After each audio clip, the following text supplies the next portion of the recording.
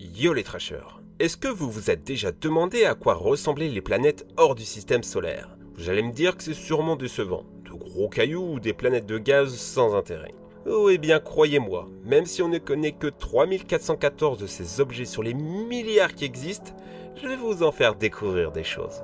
Prenez donc votre fusée, on part à la découverte des 14 planètes les plus étranges de l'univers. La plus sombre. Kepler 1b est à 750 années-lumière de nous et ressemble un peu à Jupiter, mais en mode ultra satanique. À cause de sa composition chimique, elle ne reflète que 1% de la lumière, ce qui lui donne du coup la couleur du charbon bien noire. Mais il y fait très chaud, plus de 1000 degrés, et du coup la surface sombre est parfois traversée de stries rouges brûlants, lui donnant l'apparence de l'enfer. La planète aux 1000 anneaux.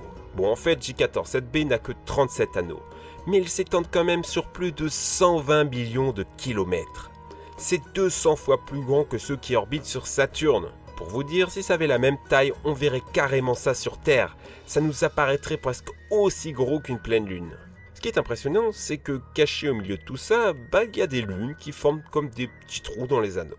C'est à 400 années-lumière de nous, donc on n'est pas près de le voir malheureusement. La plus chère de toutes les planètes. 55 Cancri, est une planète qui a fait beaucoup parler d'elle puisqu'elle est faite de diamants. Et imaginez, elle fait 2 fois la taille de la Terre. Sa valeur au cours du diamant actuel est de 24 nonillions d'euros. Il suffirait de 0,18% de la planète pour rembourser la totalité de toutes les dettes du monde. Bon, ça c'est sur papier. En réalité, si on trouvait autant de diamants, ça n'aurait plus aucune valeur. La planète est à 40 années-lumière de nous et il fait plus de 2000 degrés. On vous rappelle quand même que la composition du diamant, c'est genre vos mines de crayon papier en mode bien comprimé. Pas de quoi en faire tout un plat. Une planète de glace en feu. Surnommée Behemoth, Gliese 436b a une particularité formidable. Elle est composée d'eau et problème, elle est très proche de son soleil. Vous voyez le problème? Du coup, ça chauffe à plus de 250 degrés et l'eau s'évapore.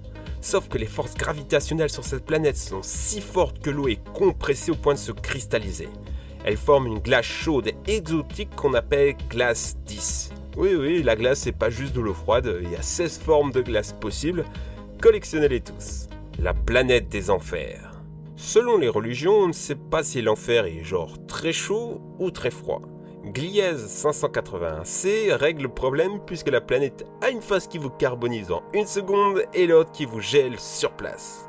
En fait, la planète a un verrouillage gravitationnel qui fait qu'elle ne tourne pas sur elle-même mais garde toujours la même face exposée au soleil. Un peu comme nous et la Lune, c'est toujours la même face qui nous regarde. Mais là où c'est fort, c'est que malgré ces conditions, il y a des chances que cette planète abrite la vie. Un côté chaud, un côté froid, mais entre les deux, il y a des températures entre 0 et 40 degrés, ce qui serait parfait pour la vie. Et puisque la planète est qu'à 20 années-lumière de chez nous, on a bien envie d'y faire un tour. Le seul truc un peu choquant, c'est que son soleil est très rouge et du coup les plantes ne seraient pas vertes, mais noires. Intéressant. Par contre, c'est pas le cas de Coro 7b. Les deux planètes se ressemblent un peu, verrouillage gravitationnel avec deux côtés extrêmes. Mais là, c'est pire. La face exposée au soleil est si chaude et les vents si violents que vous avez sur toute la planète des pluies de lave et de roches, même sur le côté froid. Avalée par une étoile. Alors WASP 12b a genre vraiment pas de chance. Elle gravite autour du soleil, mais si près qu'elle se fait littéralement manger petit à petit. Elle perd 6 milliards de tonnes de matière par seconde. La force gravitationnelle est si forte que la planète est étirée au point de ressembler à un ballon de rugby. Autre planète qui s'est un peu trop pris pour écart, vous savez le pélo qui voulait voler trop près du soleil, qui ses ailes fondent et qui meurt. HD 209458b, c'est pareil. Là, au lieu d'être aspiré, les vents solaires sont si forts que la planète se fait littéralement évaporer. Autant vous dire que ces deux planètes vont pas survivre très longtemps. La plus ancienne.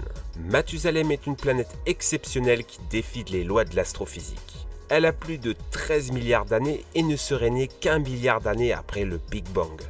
À l'époque, les éléments comme le fer n'étaient même pas créés.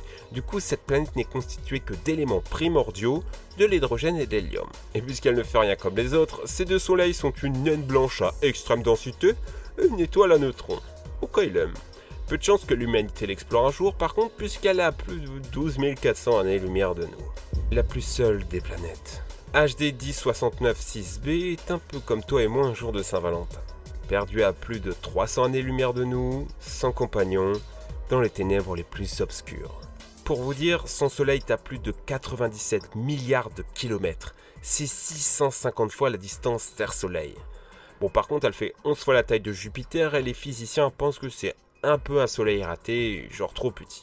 La planète est ultra jeune, elle n'a que 13 millions d'années. C'est rien par rapport aux 14 milliards d'années de l'univers.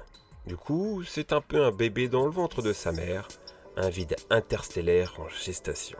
La planète aux 3 soleils. Vous n'aimez pas la nuit, vous préférez quand c'est l'été toute l'année, pourquoi ne pas opter pour HD 1887-53 qui a 3 soleils rien que pour lui. Son découvert l'a d'ailleurs appelé Tatooine en référence à Star Wars. En fait, la planète orbite autour d'un soleil et tourne autour d'un soleil qui tourne autour d'un soleil. Oui, c'est le bordel. Alors, on trouve ça beau, mais en fait, ça peut carrément donner la gerbe. Par exemple, 16 Cygni BB appelée la planète Yo-Yo. Elle aussi, elle a 3 étoiles, mais du coup, au lieu de tourner tranquille autour de son soleil, elle est attirée par les autres. Conséquence, sa trajectoire est complètement extrême. Elle passe de la position de Vénus à Mars en un an.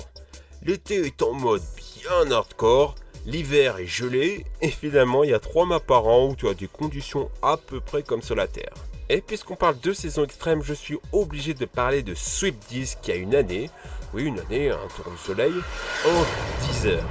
Oui, c'est la planète la plus rapide de l'univers. L'univers est fascinant quand même. Alors, on ne verra jamais les planètes dont on vient de parler. On ne peut pas non plus les voir au télescope, et tout ce que je viens de vous dire provient de calculs mathématiques très complexes. Il y a une vidéo de Science étonnante qui parle de comment on découvre de nouvelles planètes et c'est fascinant. Mais ne pleurons pas tout de suite. L'homme a déjà mis les pieds sur d'autres planètes. Est-ce que vous saviez que nous étions déjà allés sur Vénus? On n'en parle pas souvent, mais le RSS y a mis les pieds en 1982, nous rapportant ces photos d'une planète inconnue, perdue dans son doux voile jaune mystérieux. Bon, en fait, il y fait plus de 400 degrés et il est en train de pleuvoir de l'acide sulfurique. C'est ça l'esprit russe. Plus calme, on a Mars. Par les Américains cette fois. C'est grand, c'est vide, mais il y a cette photo qui m'a beaucoup ému. Un coucher de soleil sur Mars. Il faut s'imaginer que partout dans l'univers, il y a d'autres spectacles peut-être aussi beaux que ce que l'on trouve sur Terre. Alors prenons plaisir à ce vertige spatial, à ces moments que nous ne verrons jamais et qui se perdront dans le temps, comme des larmes sous la pluie.